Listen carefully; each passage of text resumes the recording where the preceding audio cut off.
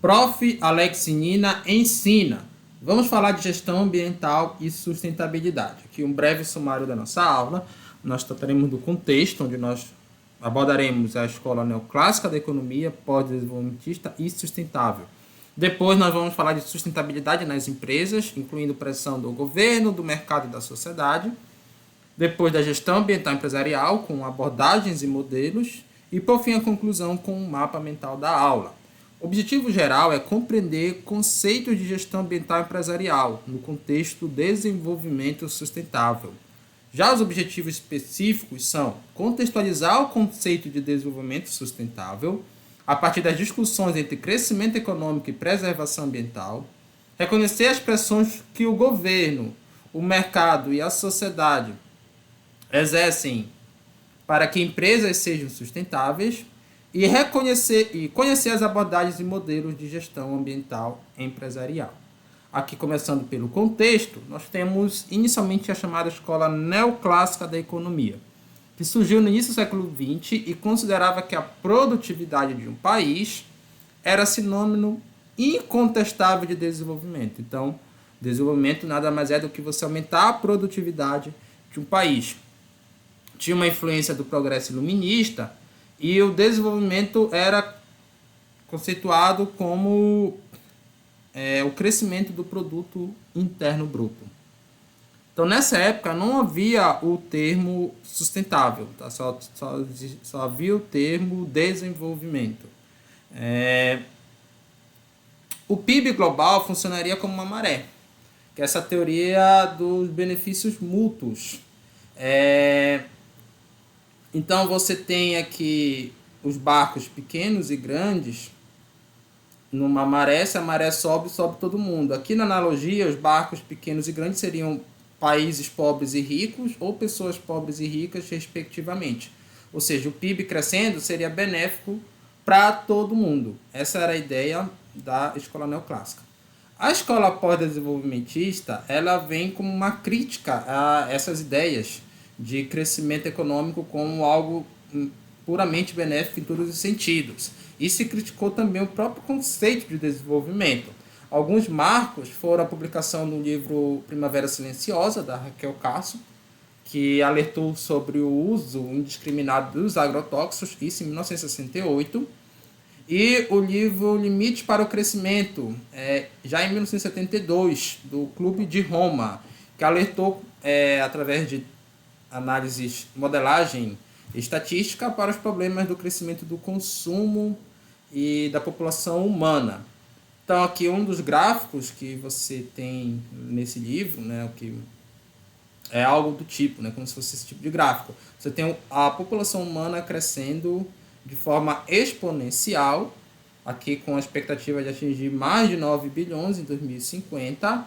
E o grande problema é que a população humana cresce, só que o nosso planeta é finito. E basicamente nessa época você teve a primeira foto da Terra. E isso suscitou uma série de reflexões. Será que a gente não estaria numa situação como essa, com tanta gente, que se esse nosso ônibus terra, entre aspas, já estaria pendendo ali a cair e a causar uma catástrofe ambiental que resultaria ali em grandes perdas para a humanidade? Esse era o grande questionamento, já que a gente não poderia crescer de forma infinita a população humana se o nosso planeta é finito e a gente ainda não descobriu nenhum planeta com as mesmas condições físico-químicas da Terra. Só como se não bastasse a gente estar crescendo populacionalmente, cada indivíduo também consome mais. Então, as pessoas, se antes lá na Idade Antiga as pessoas consumiam bem pouco, né? Você tinha feiras, balança. Hoje você já está na era dos supermercados, hipermercados, da questão tecnológica avançando também nesse sentido. Então, a gente não tem só mais gente, mas também tem mais gente consumindo. E o que isso causa é o aumento da degradação ambiental. Um exemplo aqui do lixo plástico, né, com aqui um gráfico do lixo, é um gráfico de 2015, mas tem a projeção para os outros anos, e você vê aqui que isso está crescendo de forma exponencial. A geração de lixo, a gente pegar o preto aqui, né, um lixo descartado, e a maior parte nem é reciclada ainda. Então a gente está com um problema sério de degradação ambiental Essa escola pós-desenvolvimentista ela veio para alertar esse problema ambiental e dizer que ele é basicamente derivado dessa ideia de crescimento desenfreado da economia e da população. Aí vem a escola sustentável, que é uma resposta a essas críticas da escola desenvolvimentista. Porque a escola desenvolvimentista dizia que a gente tinha que acabar ali com o crescimento econômico, ou frear, ou não olhar mais para a economia, olhar para outras variáveis. E a escola sustentável ela vem dizer assim, olha lá, a economia é importante. A gente precisa de um desenvolvimento que seja sustentável, ou seja, o desenvolvimento sustentável é aquele que satisfaz a necessidade das gerações presentes sem comprometer a capacidade das gerações futuras de suprir suas próprias necessidades. Esse é o conceito dado no relatório de Brundtland, em 1987. Depois de intensas discussões sobre crescimento econômico e preservação ambiental, você tem a ONU culminando com esse conceito. E aqui onde é que está o grande dilema entre gerações presentes e futuras. Porque enquanto que a escola pós-desenvolvimentista diz assim, a gente tem que abrir mão de uma série de benefícios, entre aspas, que a gente tem no presente, para garantir o futuro, senão vai vir uma catástrofe. A escola sustentável diz, não, a gente não precisa abrir mão das nossas necessidades presentes, só que a gente tem que fazer com que elas sejam cumpridas de forma mais racional. Ou seja, quando a gente fala que a gente não tem que abrir mão das gerações presentes, nas entrelinhas, quando a gente contextualiza isso, essa discussão global, a gente está dizendo assim, a gente tem que continuar crescendo economicamente. Mas tem que ser não pode ser um crescimento a qualquer custo. É isso que a escola sustentável vai pregar. Tá? Então ela vem com... depois, isso é operacionalizado no chamado conceito de triple bottom line, que é uma adaptação para o setor empresarial já mais especificamente, que considera que a sustentabilidade ela é pautada em 3 eixos básicos: o econômico, social e ecológico. Esse foi um conceito culminado no livro Carne Baixa, com Garfo e Faca, do John E. Kington, em 1994, e até hoje é usado, por exemplo, nos estudos de impacto ambiental. Posteriormente, outros autores incluíram novas dimensões, você vai ver autores que colocam a cultural, a institucional, a territorial, mas essas 3 são as básicas que vão estar ali em todas as literaturas que tratam da questão do desenvolvimento sustentável. Sustentável, você vai buscar conciliar no mínimo o econômico com o social com o ecológico. Compreendido? Beleza, então vamos falar da sustentabilidade nas empresas. A gente já contextualizou a sustentabilidade, o desenvolvimento sustentável, e a gente chegou à conclusão que ela é um objetivo global. As discussões elas aconteceram a nível global, a ONU culminou com um conceito mais difundido, e assim, o mundo todo tem que buscar sustentabilidade, virou o que a gente chama de paradigma. Isso é aplicado a todas as organizações, sejam públicas, sejam privadas. Então todo mundo tem que buscar a sustentabilidade, isso é o que se põe aí para o desenvolvimento global. Aí tem um problema, que esse problema é maior para as empresas, porque nas empresas ainda persiste o ceticismo sobre a conciliação entre o lucro e sucesso empresarial e a preservação ambiental. E um dos principais autores, quando a gente fala a parte de investimentos empresarial, o Damon Doran, ele fala que claramente você não pode conciliar as duas das coisas. Enquanto que tem autores que falam que você que as duas coisas elas necessariamente precisam ser conciliadas. Então você tem uma discussão aí na literatura se as empresas faz sentido ou não elas pensarem em sustentabilidade, se não é só ali um joguinho, alguma coisa do tipo, ou se de fato você tem alguma efetividade. Historicamente as empresas têm sido apontadas como grandes vilões da crise ecológica, né? Porque você tem ali as empresas sempre buscando o crescimento da economia para se beneficiar, para você ter mercado mais consumidor, sempre tendo um marketing voltado para aumento ali do consumo, enquanto que se dizia que esse consumo desenfreado, lá no limite para o crescimento, seria um problema, já que isso causava degradação ambiental. Essa mudança de atitude que se espera das empresas, não é que elas passem a ser heróis para solucionar os problemas. Vão passar de vilões para heróis, agora as empresas vão resolver tudo. Mas a gente tem que reconhecer que as empresas, elas passam a ser parte da solução. Devem fazer parte da solução. Tá? Sem a participação das empresas, a gente não resolve essa crise ecológica que se instalou. Se não houvesse pressões da sociedade e medidas governamentais, não se observaria o crescente envolvimento das empresas em matéria ambiental. Então, você tem essa tríade aqui, que as empresas elas vão sofrer pressões do governo, da sociedade e do mercado, para que elas se adequem à questão ambiental. A primeira pressão que tem, então, é do governo. O governo, quando a gente fala em governo, tem uma diferença de governo para Estado, mas aqui a gente quer falar que os dois têm uma coisa que lá no livro do Leviatã fala, que é o poder de polícia.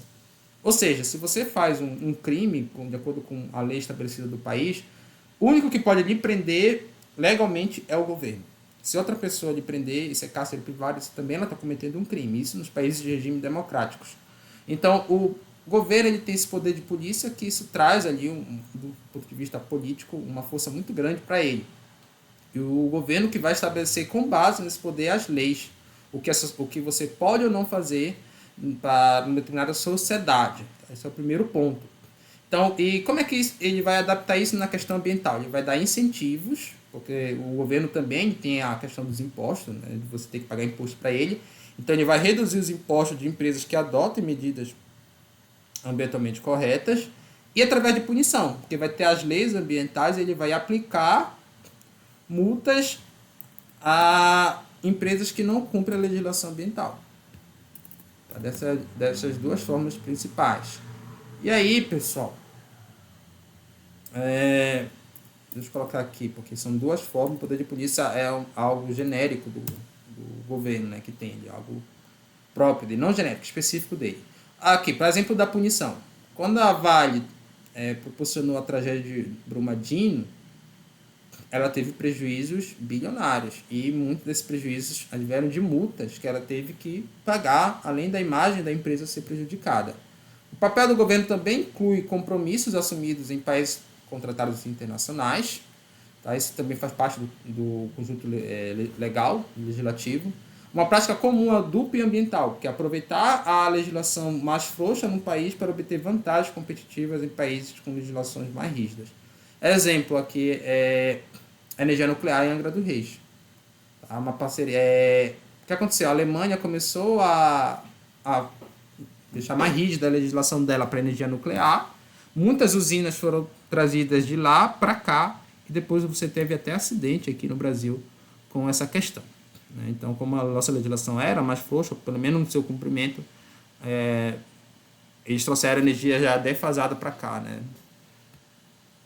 As principais leis ambientais no Brasil são: a primeira lei é a Lei 6.938, que é a nossa Política Nacional de Meio Ambiente. Ela é de 1981 e ela surgiu justamente naquele contexto de discussão global entre meio ambiente e crescimento econômico. Foi até antes do conceito de desenvolvimento sustentável de Brundtland. Aí você tem na Constituição Federal dois importantes artigos. O 20, que fala sobre os bens, que os recursos naturais são bens da União, e o 205, que é o capítulo próprio ali, o artigo próprio do meio ambiente. Tá? É dever do Estado proporcionar um meio ambiente ecologicamente equilibrado, e é direito de todos, da coletividade. Você tem a lei de crimes ambientais, que vai estabelecer as punições.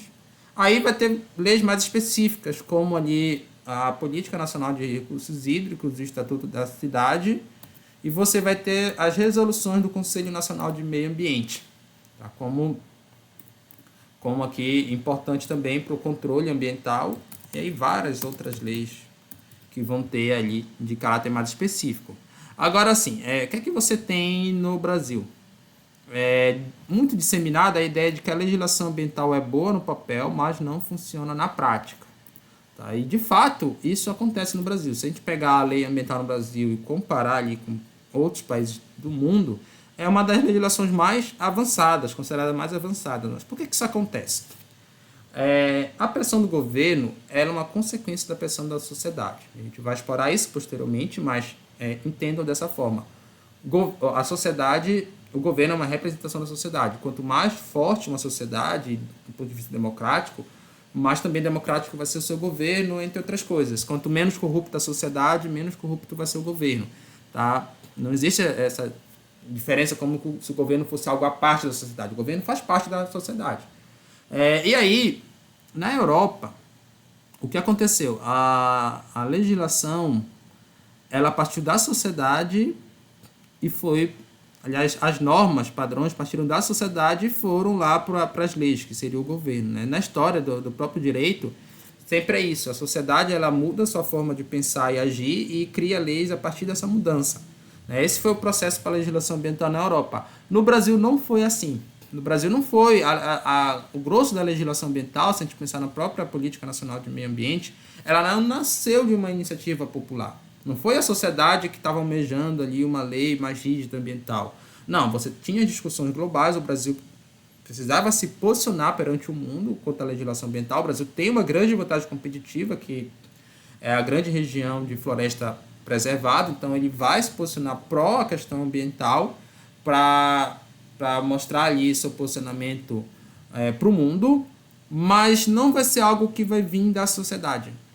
Na verdade, o governo ele vai meio que impor isso para a sociedade. Acaba que a legislação, quando ela acontece dessa forma, ela não pega. Então, ela não funciona na prática porque a população não tem aquele tipo de pensamento, nem as pessoas que trabalham, às vezes, nos órgãos ambientais também possuem essa responsabilidade ambiental. Então, é claro que o Brasil até avançou, pensando lá da década de 80 para cá, né, nesse quesito, assim como o mundo, mas historicamente foi isso que aconteceu. Agora vamos falar da pressão do mercado. Tá? A pressão do mercado inclui iniciativas de um conjunto de empresas e investidores que influenciam outras. Então vocês têm empresas e investidores que estão mais pensando nessa questão ambiental, como o mundo hoje funciona em cadeia, e até mesmo os consumidores também estão interessados mais por isso, outras empresas também vão ser persuadidas a pensar e a agir em prol da sustentabilidade. O primeiro grupo de pressão são investidores e fundos de investimentos sustentáveis. Então, investidores sustentáveis, eles incluem a análise socioambiental como critério para investir numa empresa. Então, vão ter suporte nos chamados relatórios sociais, como o do IBES, Instituto Ethos, ou do GRI, que é o Global Relationship Initiative. São vários relatórios que têm técnicas diferentes, que eles vão dizer assim, se a empresa é sustentável ou não e qual o nível de sustentabilidade numa empresa. Então, o investidor, quando ele vai investir numa empresa, o que é que ele espera majoritariamente? Um retorno financeiro. Só que hoje, boa parte dos investidores não querem só isso. Não vou investir nessa empresa só porque ela vai trazer retorno financeiro. Quando a Vale teve o problema lá de Brumadinho, as ações dela caíram na Bolsa de Valores brasileira. Muita gente largou a empresa, foi uma queda tão grande que, do ponto de vista financeiro, é maior do que o prejuízo que ela tem, apesar de ter sido um prejuízo grande para a imagem dela, mas que muita gente que, não importa se ela vai poder dar lucros no futuro, se ela superar essa crise. Eu não quero investir nesse tipo de empresa que está degradando o meio ambiente. Você já tem ali grupos de fundos de investimentos globais também com essa mentalidade. Tá? E você tem como você saber se a empresa é sustentável ou não acessando esses relatórios sociais. Então, isso é tão importante que é comum as empresas de capital aberto atraírem mais investidores quando participam do índice Dow Jones de sustentabilidade. Então, olha só o exemplo da Natura. Ela acaba aqui, além de índices de sustentabilidade. Quando a Natura ela é listada na Bolsa de Valores de Nova York, e lá na Bolsa de Valores, todo ano, ele seleciona as empresas mais sustentáveis, através do que se chama de índice Dow Jones de sustentabilidade. Quando a Natura é selecionada, e nos últimos anos ela tem sido selecionada, ela coloca um comunicado ao mercado, ou seja, aos seus investidores, de que ela novamente faz parte, ela tem orgulho de dizer que faz parte do índice Dow Jones de sustentabilidade, ou seja, isso atrai mais investidores, isso melhora a imagem da empresa. Então, várias coisas, vários benefícios isso proporciona. Aí você tem o financiamento empresarial. Porque mais de uma centena de instituições financeiras aderiram aos princípios do Equador.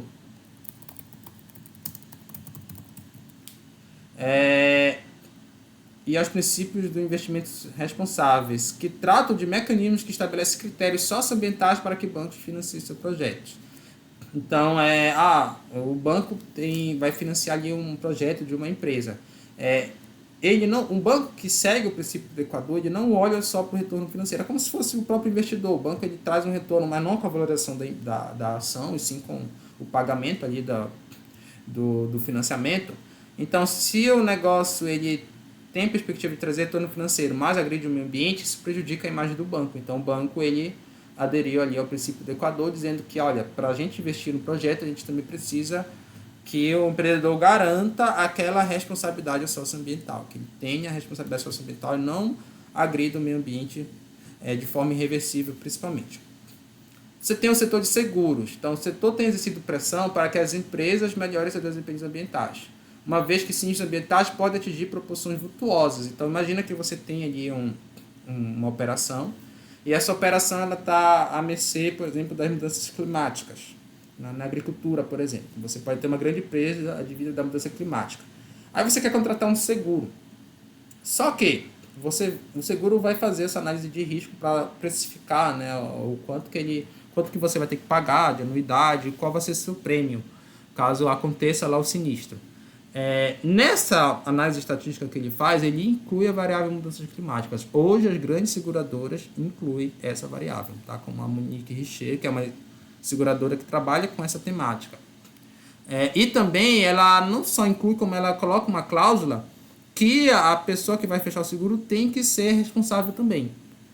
Então tem que adotar medidas preventivas, medidas que minimizem esses riscos, adaptativas, o que fazer diante de um cenário ali de uma grande seca, uma grande inundação, porque se não adotar isso, as perdas vão ser maiores, caso ocorra o sinistro, e ali você vai ter problemas para as próprias seguradoras. Aí você tem a certificação ambiental, que pode ser exigida por financiadores, grandes fornecedores ou consumidores, contratos com o governo, matriz de uma rede de franquia. Então, assim, vários players no mercado podem exigir essa certificação ambiental para firmar um contrato com você. Pode uma montadora exigir que todos os seus fornecedores tenham uma certificação ambiental.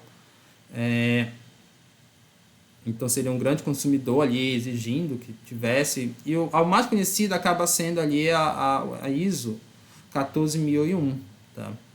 Que ela vai ser um selo. Por quê, pessoal? Imagina, você tem ali, você quer ser uma empresa sustentável, você tem um fornecedor. Aí você não sabe se esse fornecedor ele é sustentável. A gente vai ver que se ele não for, isso acaba sendo um problema estratégico para você. Só que você pode não estar atuando na área ambiental, você não ter expertise para avaliar se ele é ou não ambiental. E aí o que é que você faz? Você vai confiar na certificação ambiental, porque para conseguir a certificação ambiental, essa empresa tem que ser avaliada, para que essas pessoas que têm expertise digam, não, essa empresa é confiável.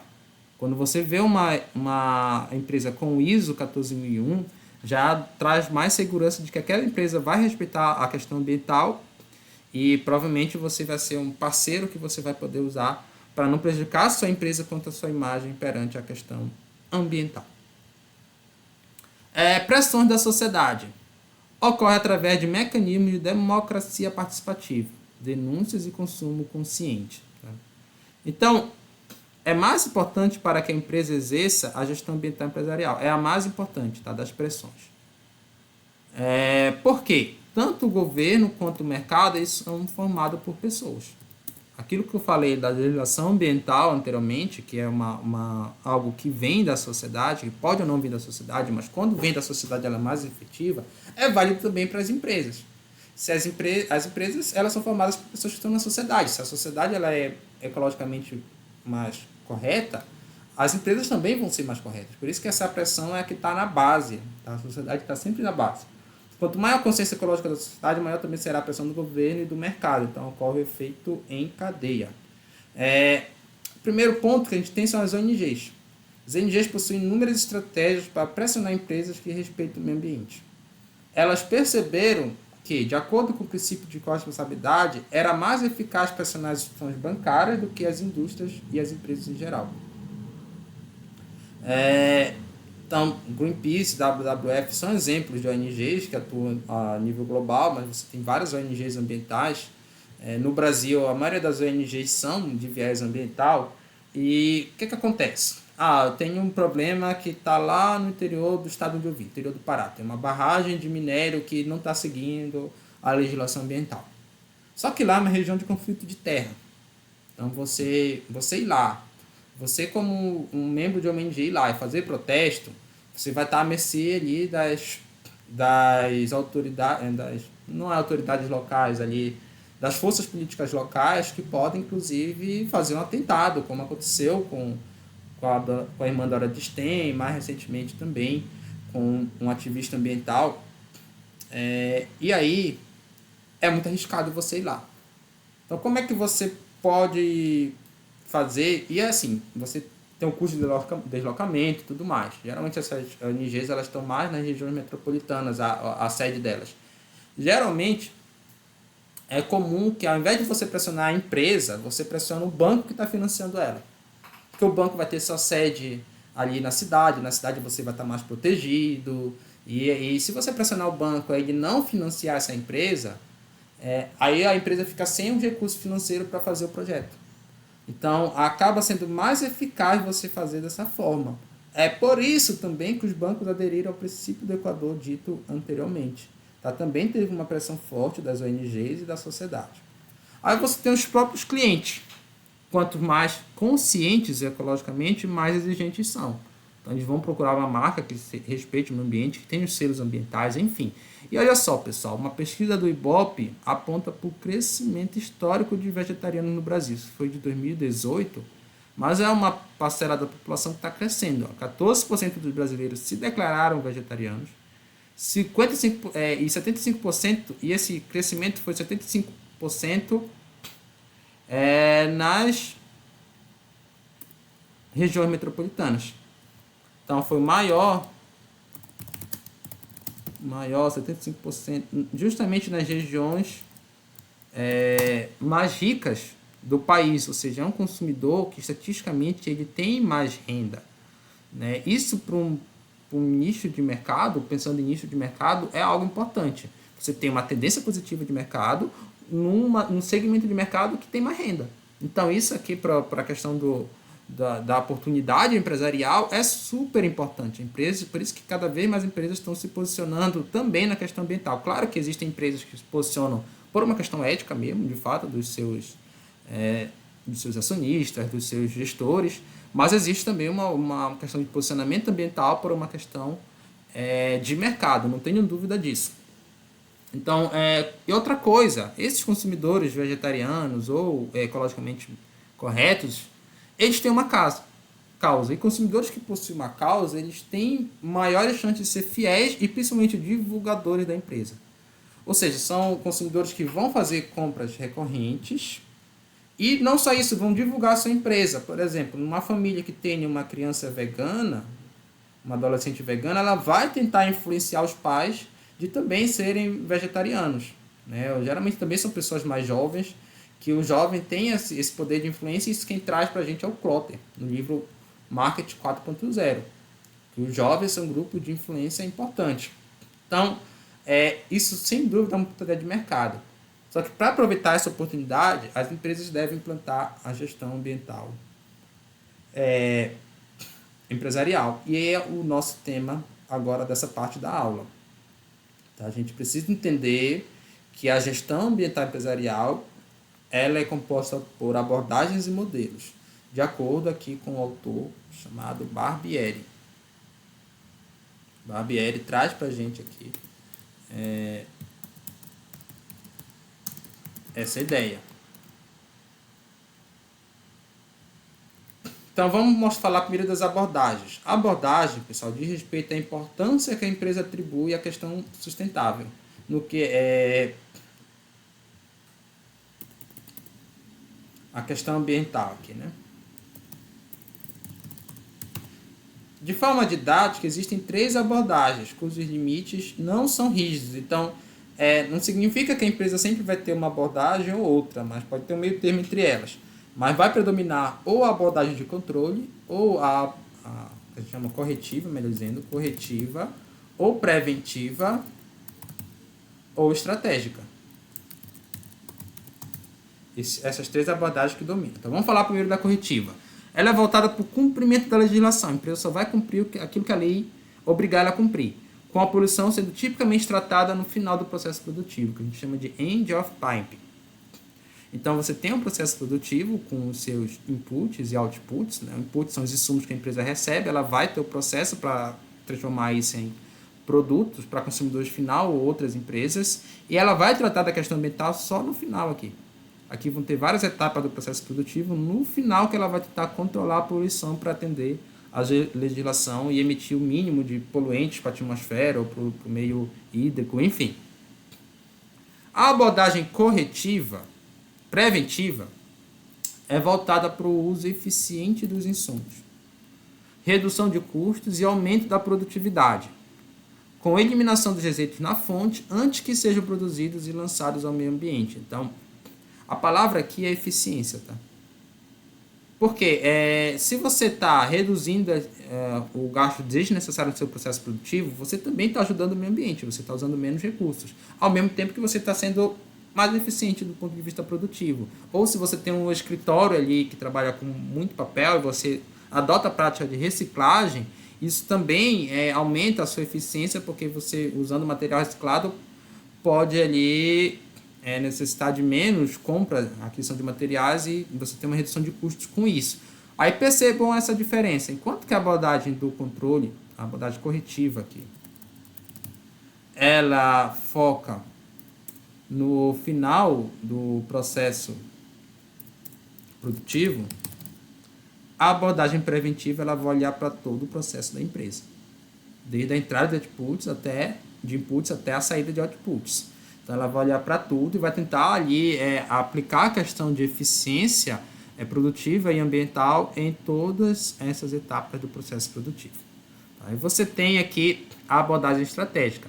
Então, ela vai visualizar a questão ambiental como uma vantagem competitiva. Esse é o diferencial. A preocupação não está apenas com os processos internos da empresa, mas com toda a sua cadeia de suprimentos. Então, ela tem uma visão mais sistêmica. Por exemplo, não adianta a empresa ser sustentável se seus fornecedores não forem. Então, a empresa tem que estar atenta com isso, porque o cliente ele vai estar atento, ele vai ter como acompanhar isso através de certificações, enfim. Olha só o nosso esquema. Lembra que a parte da abordagem preventiva, ela está aqui, ó.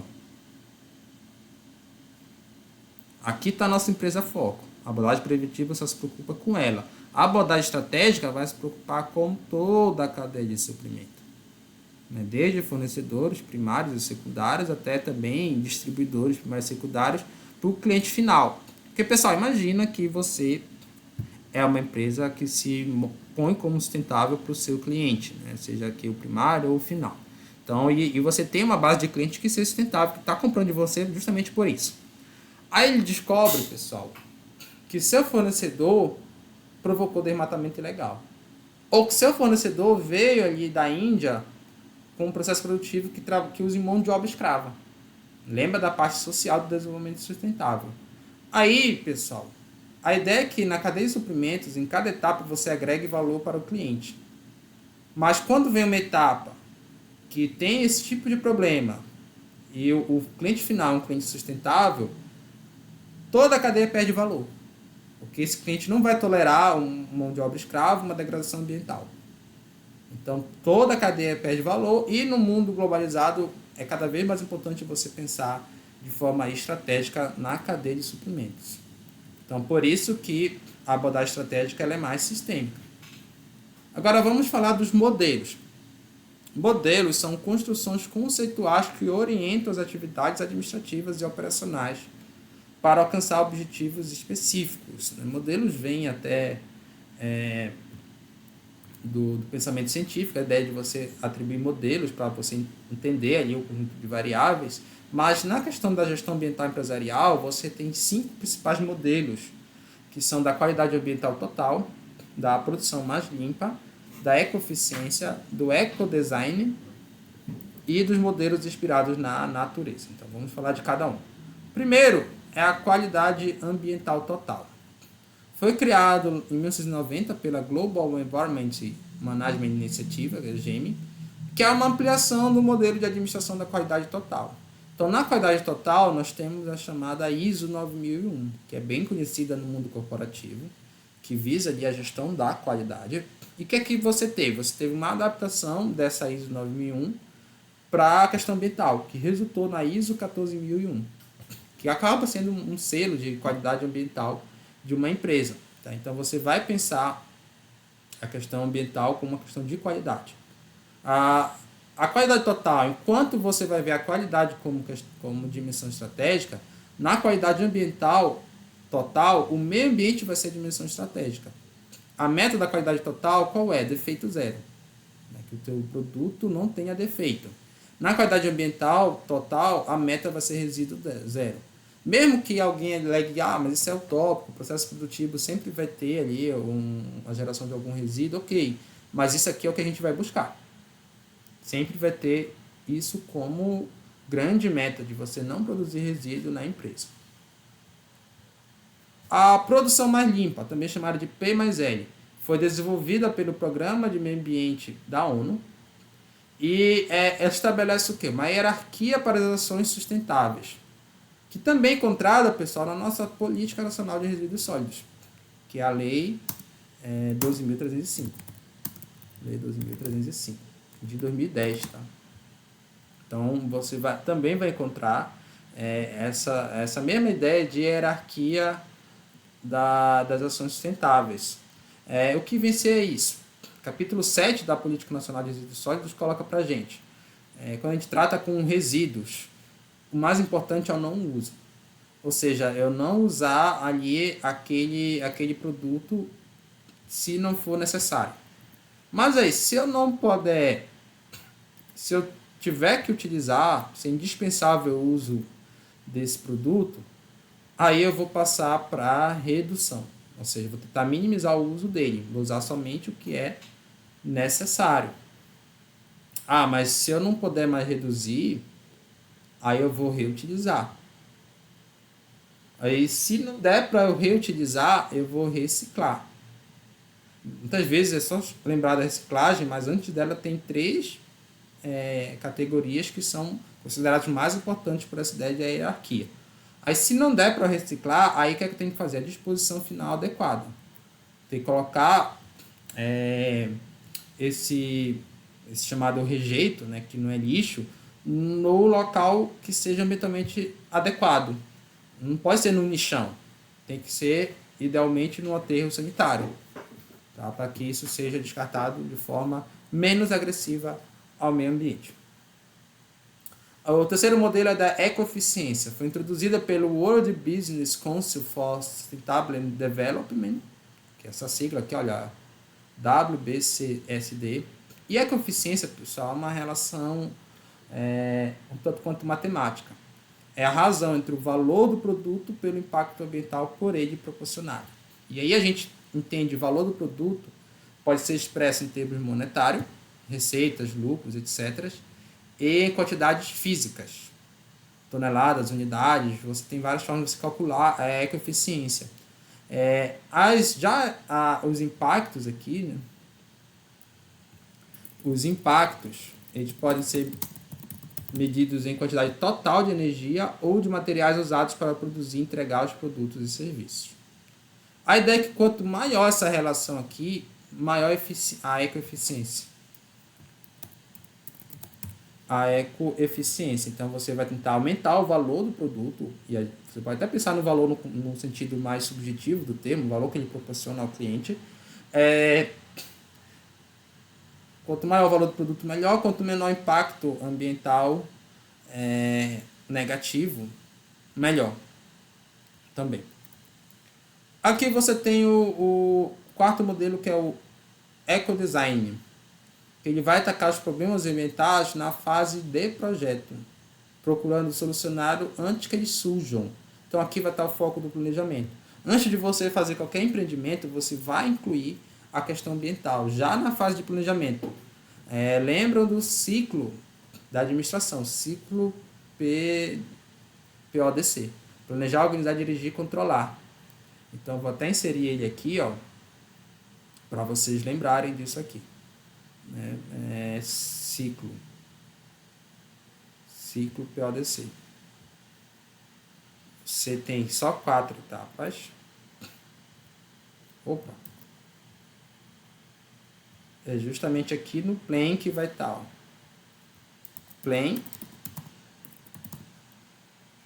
do check act. Planejar, executar, controlar, checar e aqui agir, né? Ou controlar. Então você tem aqui o PODC.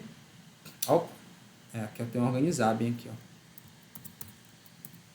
ó. Alguém do